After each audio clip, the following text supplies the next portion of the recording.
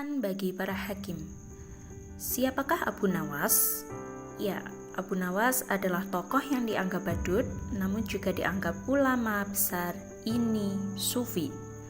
Tokoh super lucu yang tiada bandingannya ini aslinya orang Persia yang dilahirkan pada tahun 750 Masehi di Ahwas dan meninggal pada tahun 819 Masehi di Baghdad. Setelah dewasa, ia mengembara ke Basra dan Kufa. Di sana, ia belajar bahasa Arab dan bergaul rapat sekali dengan orang-orang Badui padang pasir. Karena pergaulannya itu, ia mahir bahasa Arab dan adat istiadat dan kegemaran orang Arab. Ia juga pandai bersyair, berpantun, dan menyanyi. Ia sempat pulang ke negerinya, namun pergi lagi ke Baghdad bersama ayahnya. Keduanya menghambakan diri kepada Sultan Harun al-Rasyid, Raja Baghdad. Mari kita mulai kisah penggeli hati ini. Bapaknya Abu Nawas adalah penghulu kerajaan Baghdad bernama Maulana. Pada suatu hari, bapaknya Abu Nawas yang sudah tua itu sakit parah dan akhirnya meninggal dunia. Abu Nawas dipanggil ke istana. Ia diperintah sultan atau raja untuk mengubur jenazah bapaknya itu sebagaimana adat Syekh Maulana. Apa yang dilakukan Abu Nawas hampir tiada bedanya dengan Qadi Maulana, baik mengenai tata cara memandikan jenazah hingga mengkafani, menyalati, dan mendoakannya. Maka sultan bermaksud mengangkat Abu Nawas menjadi qadi atau penghulu menggantikan kedudukan bapaknya. Namun, demi mendengar rencana sang sultan, tiba-tiba saja Abu Nawas yang cerdas itu tiba-tiba nampak berubah menjadi gila. Usai upacara pemakaman bapaknya, Abu Nawas mengambil batang pisang dan diperlakukannya seperti kuda. Ia menunggang kuda dari batang pisang itu sambil berlari-lari dari kuburan bapaknya menuju rumahnya. Orang yang melihatnya menjadi terheran-heran dibuatnya. Pada hari yang lain, ia mengajak anak-anak kecil dalam jumlah yang cukup banyak untuk pergi ke makam bapaknya. Dan di atas makam bapaknya itu, ia mengajak anak-anak bermain rebana dan bersukacita.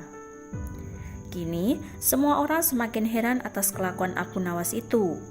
Mereka menganggap Abu Nawas sudah menjadi gila karena ditinggal mati oleh bapaknya. Pada suatu hari, ada beberapa orang utusan dari Sultan Harun al-Rasyid datang menemui Abu Nawas. "Hai Abu Nawas, kau dipanggil Sultan untuk menghadap ke istana," kata wazir utusan Sultan. "Buat apa Sultan memanggilku? Aku tidak ada keperluan dengannya," jawab Abu Nawas dengan entengnya seperti tanpa beban. "Hai Abu Nawas, kau tidak boleh berkata seperti itu kepada rajamu. Hai wazir, kau jangan banyak cakap. Cepat ambil ini kudaku, ini dan mandikan di sungai supaya bersih dan segar," kata Abu Nawas sambil menyodorkan sebatang pohon pisang yang dijadikan kuda-kudaan. Si wazir hanya geleng-geleng kepala melihat kelakuan Abu Nawas. "Abu Nawas, kau mau apa tidak menghadap sultan?" kata wazir. "Katakan pada rajamu, aku sudah tahu, maka aku tidak mau," kata Abu Nawas. "Apa maksudnya Abu Nawas?" tanya wazir dengan rasa penasaran.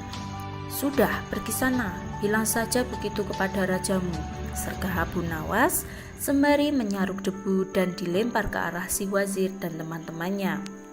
Si wazir segera menyingkir dari halaman rumah Abu Nawas. Mereka melaporkan keadaan Abu Nawas yang seperti tak waras itu kepada Sultan Harun al-Rasyid. Dengan geram Sultan berkata, "Kalian bodoh semua. Hanya menghadapkan Abu Nawas kemari saja tak becus. Ayo, pergi sana ke rumah Abu Nawas, bawa dia kemari dengan sukarela atau terpaksa." Si wazir segera mengajak beberapa prajurit istana, dan dengan paksa Abu Nawas dihadirkan di hadapan raja. Namun, lagi-lagi di depan raja Abu Nawas berlagak pilon, bahkan tingkahnya ugal-ugalan, tak selayaknya berada di hadapan seorang raja. "Abu Nawas, bersikaplah sopan," tegur Baginda. "Ya Baginda, Tahukah Anda apa Abu Nawas? Baginda, terasi itu asalnya dari udang. Kurang ajar kau menghinaku, Nawas. Tidak, Baginda. Siapa bilang udang berasal dari terasi? Baginda merasa dilecehkan. Ia naik pitam dan segera memberi perintah kepada para pengawalnya. Hajar dia, pukuli dia sebanyak 25 kali. Wah, Abu Nawas yang kurus kering itu akhirnya lemas tak berdaya dipukuli tentara yang bertubuh kekar. Usai dipukuli, Abu Nawas disuruh keluar istana. Ketika sampai di pintu gerbang kota, ia dicegat oleh penjaga. "Hai Abu Nawas, tempo hari ketika kau hendak masuk ke kota ini, kita telah mengadakan perjanjian. Masa kau lupa pada janjimu itu? Jika engkau diberi hadiah oleh Baginda, maka engkau berkata, aku bagi 2, engkau 1 bagian, aku 1 bagian. Nah, sekarang mana bagianku itu?" "Hai penjaga pintu gerbang, apakah kau benar-benar menginginkan hadiah Baginda yang diberikan kepadaku tadi?" "Iya, tentu itu kan sudah merupakan perjanjian kita." "Baik, aku berikan semuanya, bukan hanya 1 bagian." "Wah, ternyata kau baik hati Abu Nawas. Memang harusnya begitu. Kau kan sudah sering menerima hadiah dari Baginda." Tanpa banyak cakap, lagi Abu Nawas mengambil sebatang kayu yang agak besar, lalu orang itu dipukulinya sebanyak 25 kali. Tentu saja orang itu menjerit-jerit kesakitan dan menganggap Abu Nawas telah menjadi gila.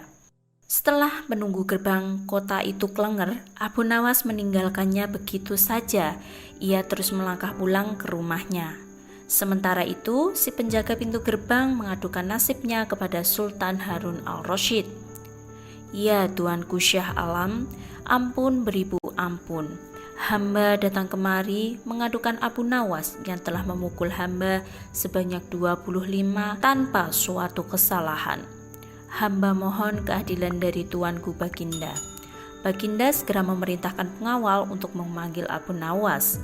Setelah Abu Nawas berada di hadapan Baginda, ia ditanya, "Hei Abu Nawas, benarkah kau telah memukuli penunggu pintu gerbang kota ini sebanyak 25 kali pukulan?"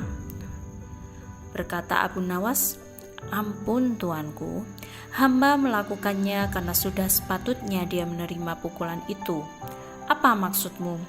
Coba kau jelaskan sebab musababnya kau memukuli itu," tanya Baginda. "Tuanku," kata Abu Nawas, "hamba dan penunggu pintu gerbang ini mengadakan perjanjian bahwa jika hamba diberi hadiah oleh Baginda, maka hadiah tersebut akan dibagi 2. 1 bagian untuknya, 1 bagian untuk saya. Nah, pagi tadi hamba menerima hadiah 25 kali pukulan, maka saya berikan pula hadiah 25 kali pukulan kepadanya." "Hei penunggu pintu gerbang, pernahkah kau telah mengadakan perjanjian seperti itu dengan Abu Nawas?" tanya Baginda. "Benar Tuanku," jawab penunggu pintu gerbang. "Tapi hamba tiada mengira jika Baginda memberikan hadiah pukulan." "Hahaha, dasar tukang peras, sekarang kena batunya kau," sahut Baginda. "Abu Nawas tiada bersalah. Bahkan sekarang aku tahu bahwa penjaga pintu gerbang kota Baghdad adalah orang yang suka narket, suka memeras orang. Kalau kau tidak merubah kelakuan burukmu itu, sungguh aku akan memecat dan menghukum kamu." "Ampun Tuanku," sahut penjaga pintu gerbang dengan gemetar. Abu Nawas berkata, "Tuanku, hamba sudah lelah, sudah mau istirahat. Tiba-tiba diwajibkan hadir di tempat ini. Padahal hamba tiada bersalah. Hamba mohon ganti rugi, sebab jatah waktu istirahat hamba sudah hilang karena panggilan Tuanku. Padahal besok hamba harus mencari nafkah untuk keluarga hamba." Sejenak Baginda melengak, terkejut atas protes Abu Nawas. Namun tiba-tiba ia tertawa terbahak-bahak. "Hahaha, jangan khawatir Abu Nawas," Baginda kemudian memerintahkan bendahara kerajaan memberikan sekantong uang perak kepada Abu Nawas. Abu Nawas pun pulang dengan hati gembira. Tetapi sesampai di rumahnya, Abu Nawas masih bersikap aneh dan bahkan semakin nyentrik seperti orang gila sungguhan. Pada suatu hari, Raja Harun al-Rasyid mengadakan rapat dengan para menterinya. Apa pendapat kalian mengenai Abu Nawas yang hendak kuangkat sebagai kadi? Wazir atau Perdana Menteri berkata, melihat keadaan Abu Nawas yang semakin parah otaknya, maka sebaiknya tuanku mengangkat orang lain menjadi kadi. Menteri-menteri yang lain juga mengutarakan pendapat yang sama. Tuanku, Abu Nawas telah menjadi gila karena ia tidak layak menjadi kadi.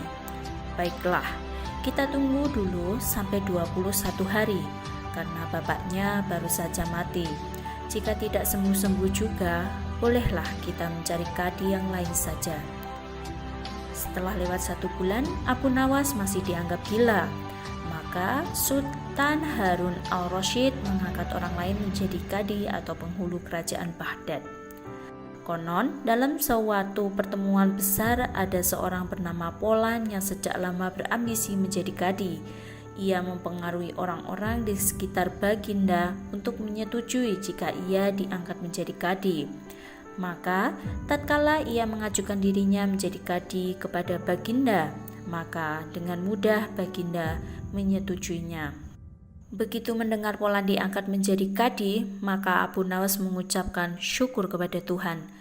Alhamdulillah, aku telah terlepas dari balak yang mengerikan. Tapi, sayang sekali kenapa harus Polan yang menjadi kadi? Kenapa tidak yang lain saja? Mengapa Abu Nawas bersikap seperti orang gila? Ceritanya begini. Pada suatu hari ketika ayahnya sakit parah dan hendak meninggal dunia, ia dipanggil Abu Nawas untuk menghadap. Abu Nawas pun datang mendapati bapaknya yang sudah lemah lunglai. Berkata bapaknya, "Hai anakku, aku sudah hampir mati.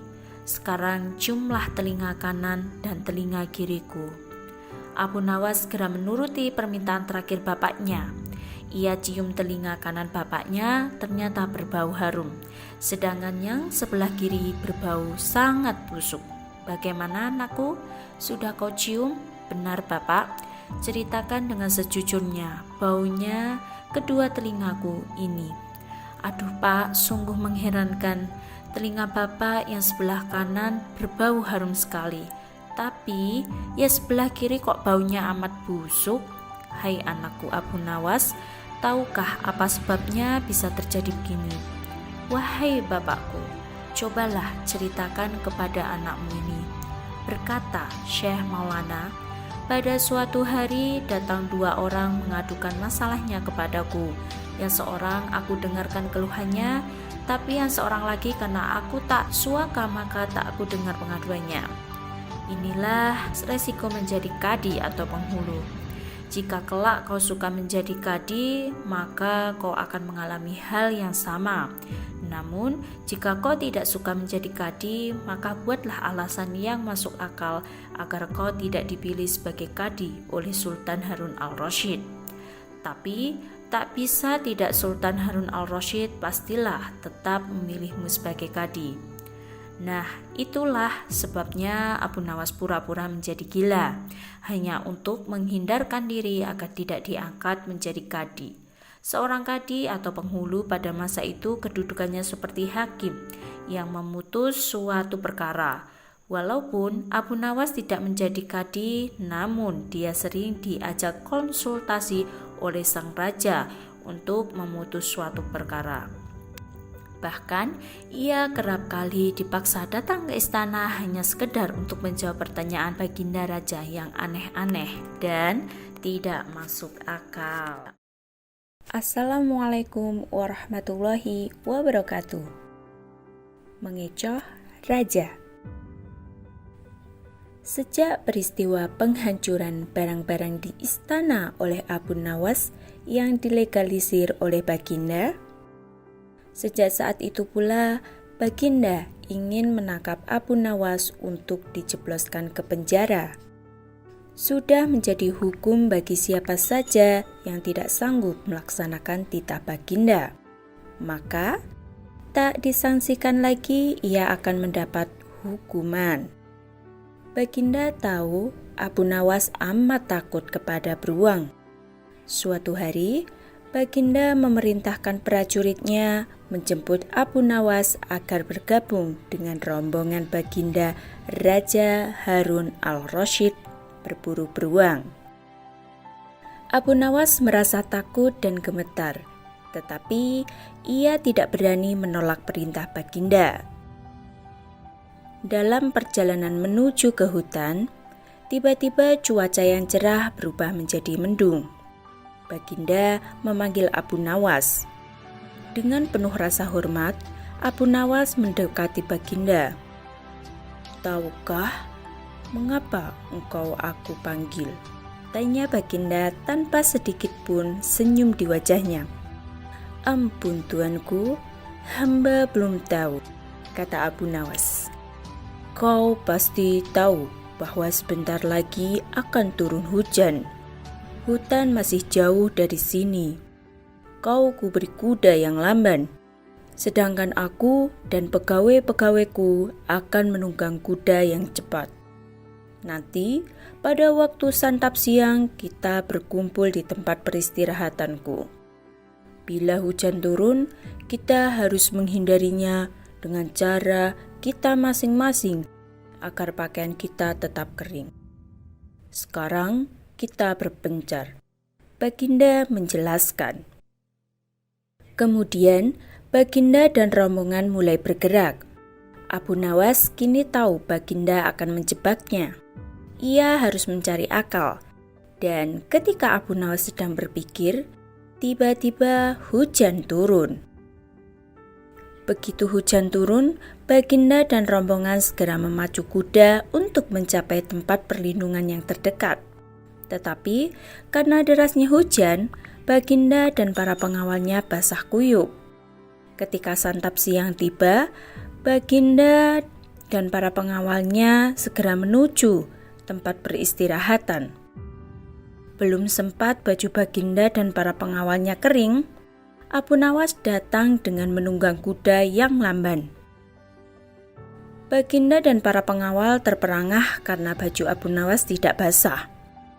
Padahal dengan kuda yang paling cepat pun tidak bisa mencapai tempat berlindung yang paling dekat. Pada hari kedua, Abu Nawas diberi kuda yang cepat yang kemarin ditunggangi Baginda Raja. Kini Baginda dan para pengawal-pengawalnya mengendarai kuda-kuda yang lamban. Setelah Abu Nawas dan rombongan kerajaan berpencar, hujan pun turun seperti kemarin. Malah hujan hari ini lebih deras daripada kemarin. Baginda dan pengawalnya langsung basah kuyup karena kuda yang ditunggangi tidak bisa berlari dengan kencang. Ketika saat bersantap siang tiba, Abu Nawas tiba di tempat peristirahatan lebih dahulu dari Baginda dan pengawalnya.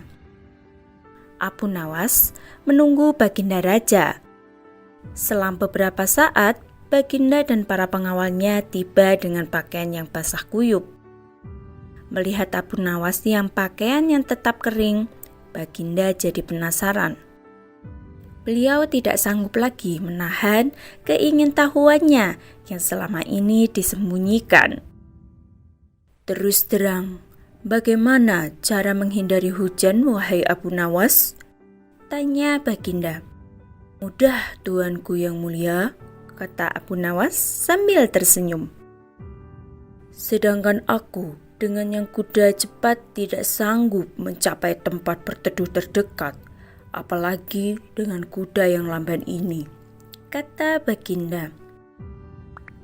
"Hamba sebenarnya tidak melarikan diri dari hujan, tetapi begitu hujan turun, hamba secepat mungkin melepas pakaian hamba dan segera melipatnya, lalu mendudukinya.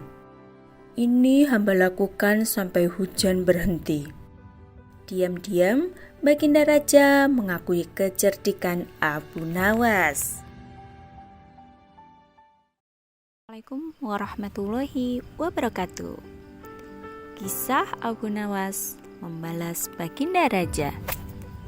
Abu Nawas hanya tertunduk sedih mendengar penuturan istrinya. Tadi pagi beberapa pekerja kerajaan atas titah langsung Baginda Raja membongkar rumah dan terus menggali tanpa bisa dicegah. Kata mereka, tadi malam Baginda bermimpi bahwa di bawah rumah Abu Nawas terpendam emas dan permata yang tak ternilai harganya. Tetapi setelah mereka terus menggali, ternyata emas dan permata itu tidak ditemukan. Dan Baginda juga tidak meminta maaf kepada Abu Nawas. Apabila mengganti kerugian, inilah yang membuat Abu Nawas memendam dendam. Lama Abu Nawas memeras otak, namun belum juga ia menemukan muslihat untuk membalas Baginda. Makanan yang dihidangkan oleh istrinya tidak dimakan karena nafsu makannya lenyap. Malam pun tiba, namun Abu Nawas tetap tidak beranjak. Keesokan harinya, Abu Nawas melihat lalat-lalat mulai menyerbu makanan Abu Nawas yang sudah basi. Ia tiba-tiba tertawa riang. "Tolong ambilkan kain penutup untuk makananku dan sebatang besi," Abu Nawas berkata kepada istrinya. "Untuk apa?" tanya istrinya heran. "Membalas Baginda Raja," kata Abu Nawas singkat. Dengan muka berseri-seri, Abu Nawas berangkat menuju istana. Setiba di istana, Abu Nawas membungkuk hormat dan berkata, "Ampun tuanku, hamba menghadap tuanku Baginda hanya untuk mengadukan perlakuan tamu-tamu yang tidak diundang. Mereka memasuki rumah hamba tanpa izin dari hamba dan berani memakan makanan hamba. Siapakah tamu-tamu yang tidak diundang itu, wahai Abu Nawas?" serga Baginda kasar. "Lalat-lalat ini tuanku," kata Abu Nawas sambil membuka penutup piringnya. "Kepada siapa lagi kalau bukan kepada Baginda junjungan hamba? Hamba mengadukan perlakuan yang tidak adil ini. Lalu, keadilan yang bagaimana yang engkau inginkan dariku? Hamba hanya menginginkan izin tertulis dari Baginda sendiri agar hamba bisa dengan leluasa menghukum lalat-lalat itu." Baginda Raja tidak bisa mengelakkan diri menotak permintaan Abu Nawas karena pada saat itu para menteri sedang berkumpul di istana. Maka dengan terpaksa Baginda membuat surat izin yang isinya memperkenankan Abu Nawas memukul lalat-lalat itu dimanapun mereka hinggap. Tanpa menunggu perintah Abu Nawas mulai mengusir lalat-lalat di piringnya hingga mereka terbang dan hinggap di sana sini. Dengan tongkat besi yang sudah sejak tadi dibawanya dari rumah, Abu Nawas mulai mengejar dan memukuli lalat-lalat itu. Ada yang hinggap di kaca. Abu Nawas dengan leluasa memukul kaca itu hingga hancur. Kemudian vas bunga yang indah. Kemudian giliran patung hias sehingga sebagian dari istana dan perabotannya remuk diterjang tongkat besi Abu Nawas. Bahkan Abu Nawas tidak merasa malu memukul lalat yang kebetulan hinggap di tempayan Baginda Raja. Baginda Raja tidak bisa berbuat apa-apa kecuali menyadari kekeliruan yang telah dilakukan terhadap Abu Nawas dan keluarganya. Dan setelah merasa puas, Abu Nawas memohon diri. Barang-barang kesayangan Baginda banyak yang hancur. Bukan hanya itu saja, Baginda juga menanggung rasa malu. Kini ia sadar betapa kelirunya berbuat semena-mena kepada Abu Nawas. Abu Nawas yang nampak lucu dan sering menyenangkan orang itu ternyata bisa berubah menjadi garang dan ganas, serta mampu membalas dendam terhadap orang yang mengusiknya. Abu Nawas pulang dengan perasaan lega.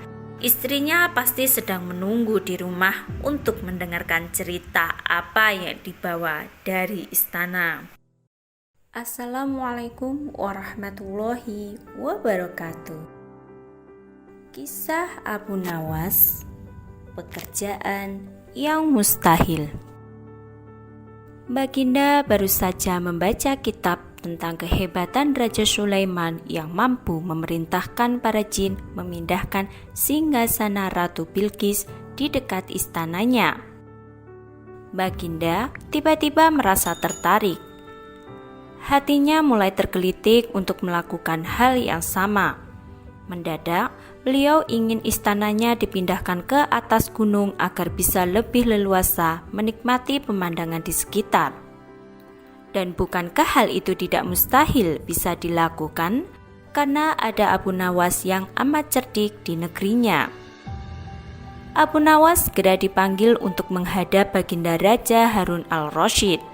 Setelah Abu Nawas dihadapkan, Baginda bersabda, "Sanggupkah engkau memindahkan istanaku ke atas gunung agar aku lebih leluasa melihat negeriku?" tanya Baginda. Abu Nawas tidak langsung menjawab. Ia berpikir sejenak hingga keningnya berkerut. Tidak mungkin menolak perintah Baginda kecuali kalau memang ingin dihukum. Akhirnya, Abu Nawas terpaksa menyanggupi proyek raksasa itu. Ada satu lagi permintaan dari Baginda. Pekerjaan itu harus selesai hanya dalam waktu sebulan. Abu Nawas pulang dengan hati masgul. Setiap malam, ia hanya berteman dengan rembulan dan bintang-bintang. Hari-hari dilewati dengan kegundahan. Tak ada hari yang lebih berat dalam hidup Abu Nawas kecuali hari-hari ini.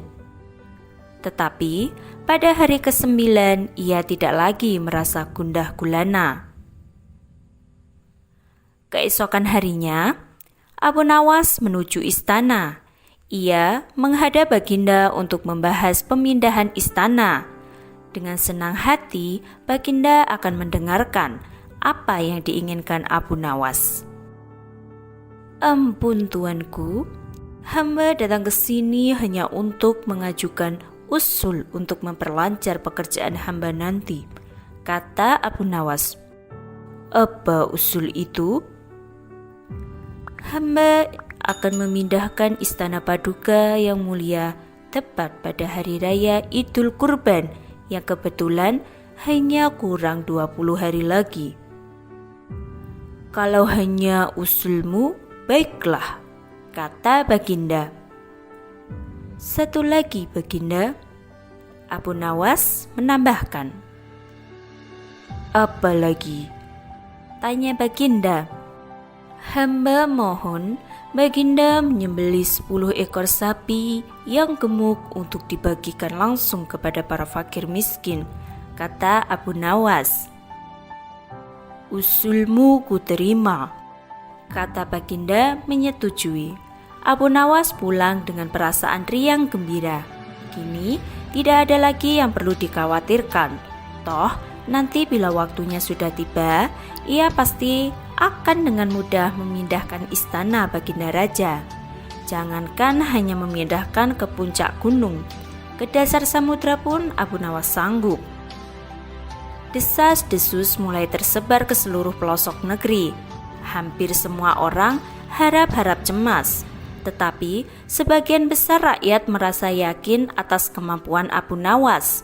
Karena selama ini Abu Nawas belum pernah gagal melaksanakan tugas-tugas aneh yang dibebankan di atas pundaknya.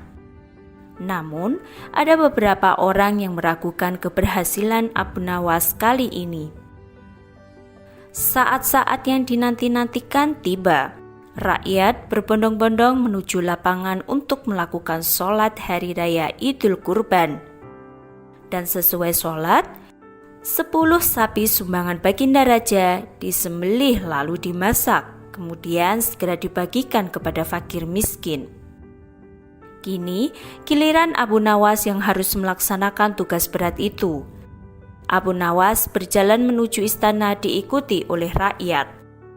Sesampai di depan istana, Abu Nawas bertanya kepada Baginda Raja, "Ampun tuanku yang mulia, apakah istana sudah tidak ada orangnya lagi?" "Tidak ada," jawab Baginda Raja singkat. Kemudian Abu Nawas beberapa langkah mendekati istana. Ia berdiri sambil memandangi istana. Abu Nawas berdiri mematung seolah-olah ada yang ditunggu. Benar, Baginda Raja akhirnya tidak sabar. Abu Nawas, mengapa engkau belum juga mengangkat istanaku? Tanya Baginda Raja. Hamba sudah siap sejak tadi, Baginda, kata Abu Nawas. Apa maksudmu? Engkau sudah siap sejak tadi? Kalau engkau sudah siap, lalu apa yang engkau tunggu? Tanya Baginda masih diliputi perasaan heran. Hamba menunggu istana Paduka yang mulia diangkat oleh seluruh rakyat yang hadir untuk diletakkan di atas pundak hamba. Setelah itu, hamba tentu akan memindahkan istana Paduka yang mulia ke atas gunung sesuai dengan titah Paduka. Baginda Raja Harun al-Rasyid terpana. Beliau tidak menyangka Abu Nawas masih bisa keluar dari lubang jarum. Assalamualaikum warahmatullahi wabarakatuh.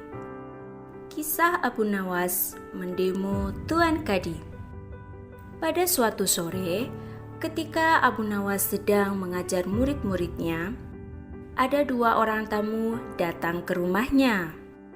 Yang seorang adalah wanita tua penjual kahwa, sedang satunya lagi adalah seorang pemuda berkebangsaan Mesir. Wanita tua itu berkata beberapa patah kata, kemudian diteruskan dengan si pemuda Mesir. Setelah mendengar pengaduan mereka, Abu Nawas menyuruh murid-muridnya menutup kitab mereka. Sekarang, pulanglah kalian. Ajak teman-teman kalian datang kepadaku pada malam hari ini sambil membawa cangkul, penggali, kapak, dan martil serta batu. Murid-murid Abu Nawas merasa heran, namun mereka begitu patuh kepada Abu Nawas.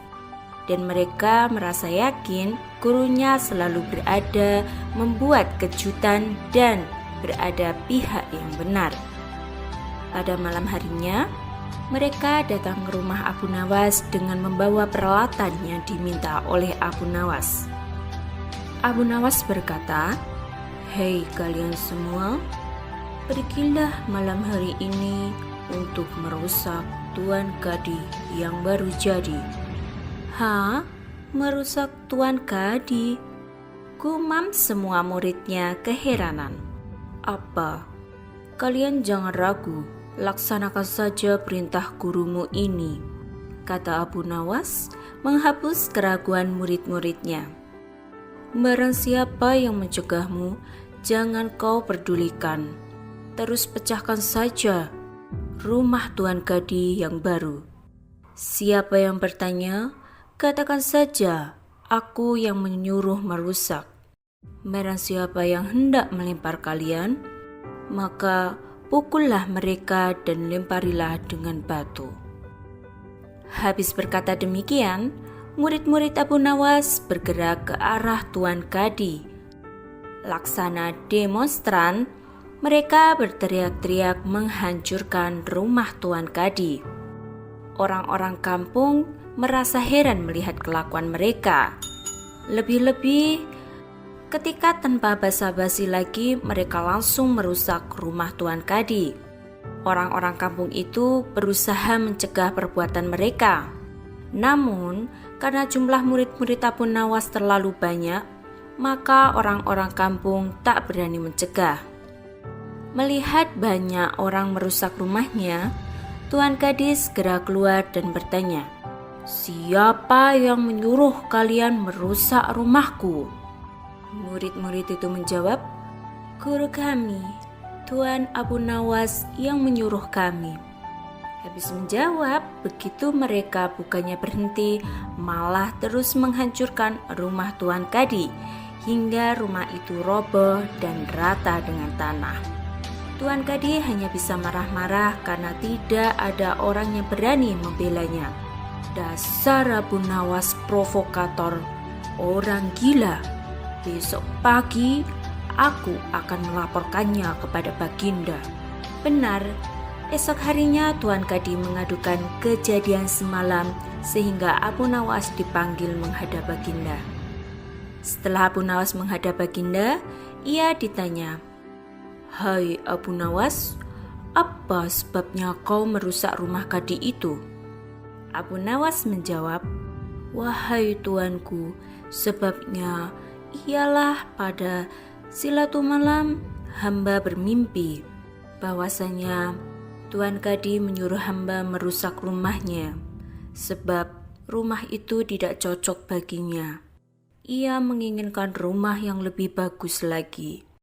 Ya, karena mimpi itu, maka hamba merusak rumah Tuan Kadi."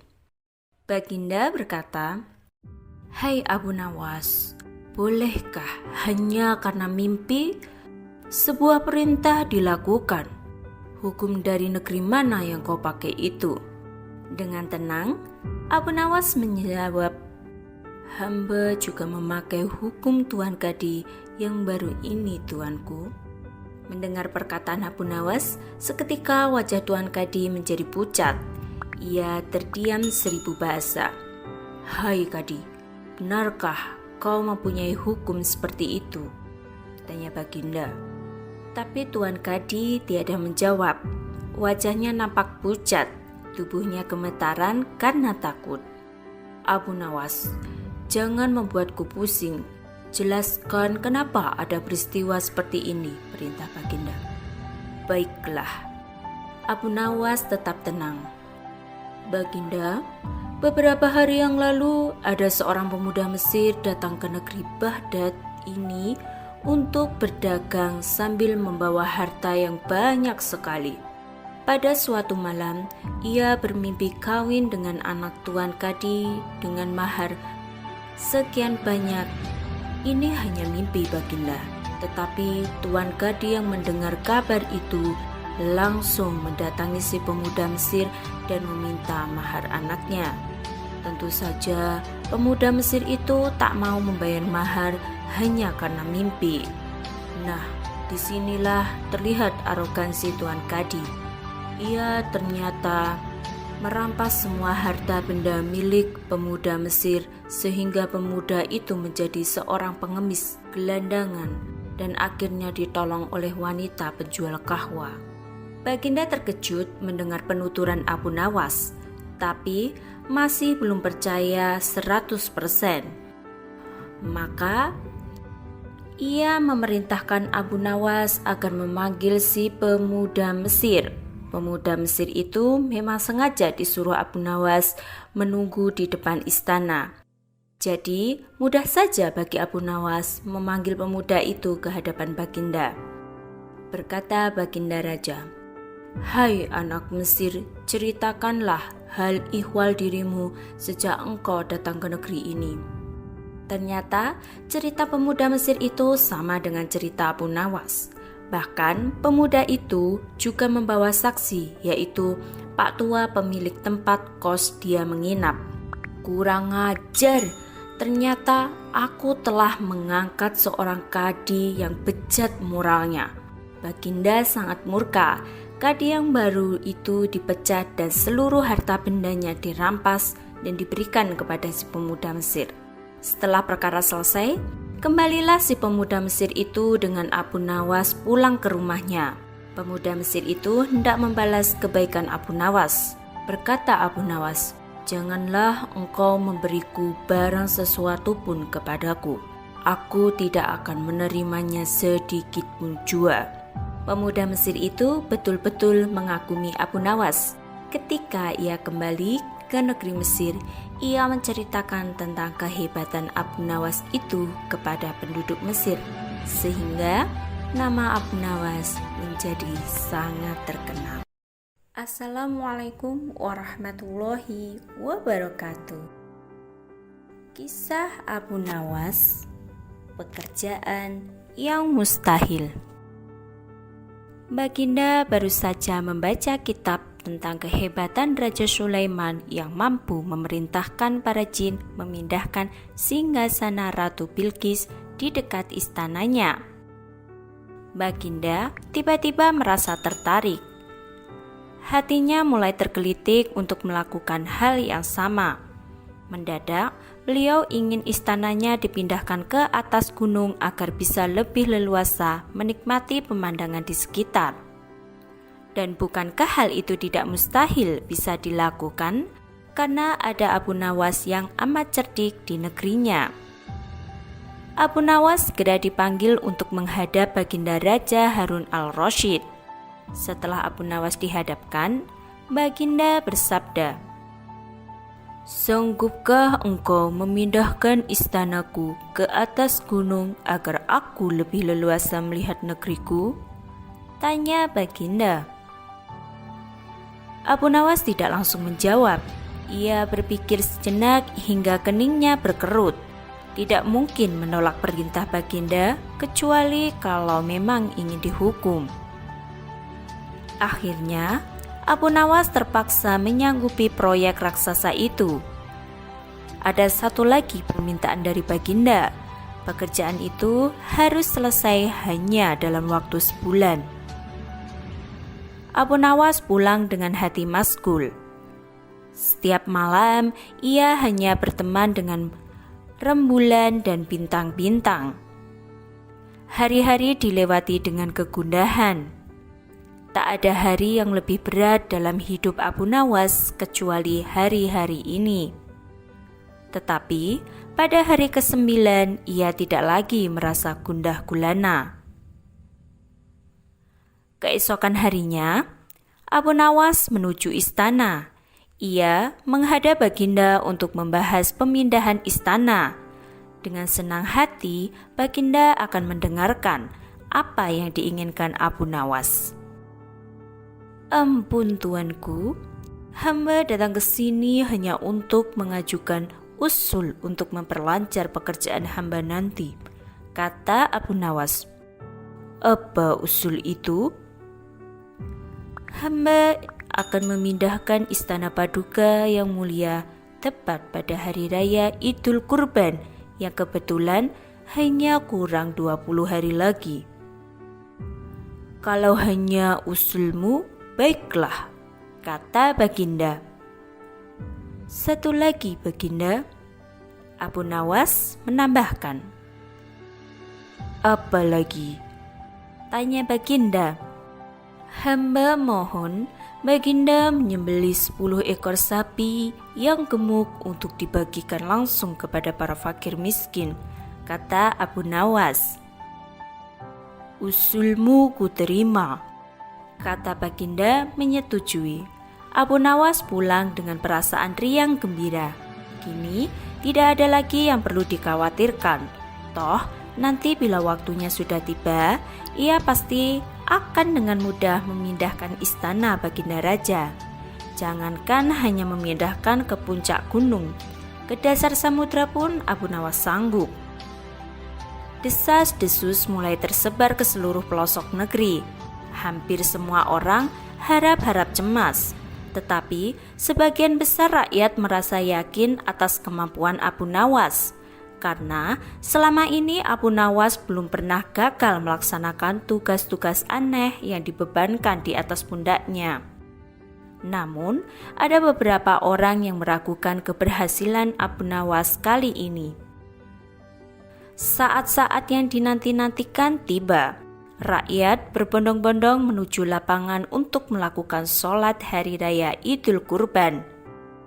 Dan sesuai sholat, 10 sapi sumbangan Baginda Raja disembelih lalu dimasak, kemudian segera dibagikan kepada fakir miskin. Kini giliran Abu Nawas yang harus melaksanakan tugas berat itu. Abu Nawas berjalan menuju istana diikuti oleh rakyat. Sesampai di depan istana, Abu Nawas bertanya kepada Baginda Raja, "Ampun tuanku yang mulia, apakah istana sudah tidak ada orangnya lagi?" "Tidak ada," jawab Baginda Raja singkat. Kemudian Abu Nawas beberapa langkah mendekati istana. Ia berdiri sambil memandangi istana. Abu Nawas berdiri mematung seolah-olah ada yang ditunggu. Benar, Baginda Raja akhirnya tidak sabar. Abu Nawas, mengapa engkau belum juga mengangkat istanaku? Tanya Baginda Raja. Hamba sudah siap sejak tadi, Baginda, kata Abu Nawas. Apa maksudmu? Engkau sudah siap sejak tadi?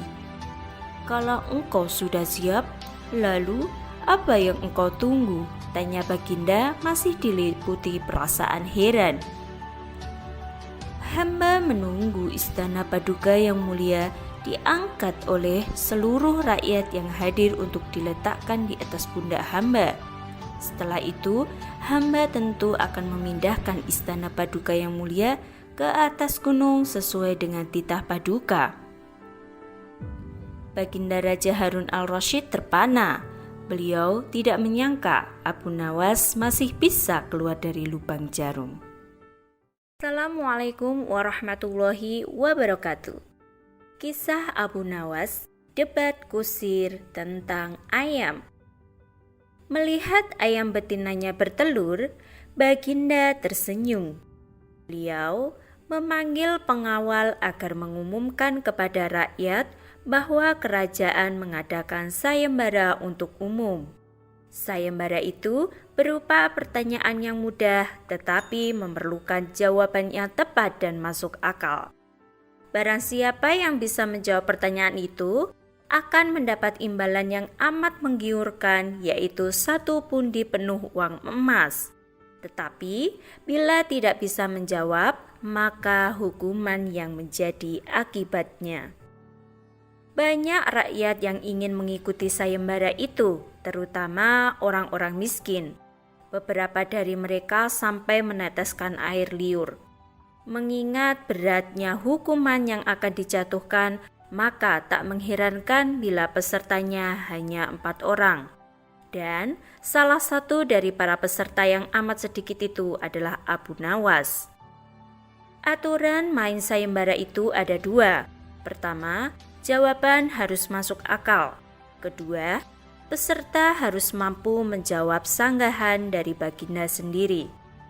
Pada hari yang telah ditetapkan, para peserta sudah siap di depan panggung. Baginda duduk di atas panggung. Beliau memanggil peserta pertama. Peserta pertama maju dengan tubuh gemetar.